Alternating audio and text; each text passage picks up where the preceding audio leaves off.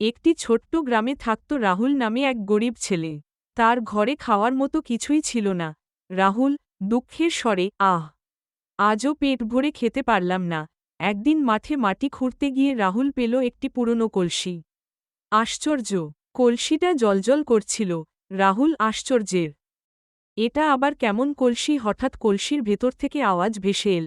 কলসি গভীর জাদুর স্বরে, আমাকে যা বলবে তাই হবে। রাহুল অবাক হয়ে, আরে তাহলে তুমি কি জাদুর কলসি? রাহুল উৎসুক হয়ে, আমাকে খাবার দাও। সাথে সাথেই কলসি ভরে গেল ভাত, মাছ আর মিষ্টিতে। রাহুল খুশির স্বরে, ওহ সত্যিই জাদু! এরপর থেকে রাহুল গ্রামের সবার দুঃখ দূর করতে লাগল।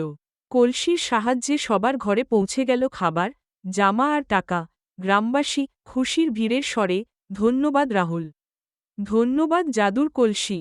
গ্রামবাসী একসাথে, এটা তো আসল জাদুর কলসি। রাহুল হেসে, জাদু শুধু কলসিতে নয়, ভাগ করে নেয়ার মনেই আসল জাদু।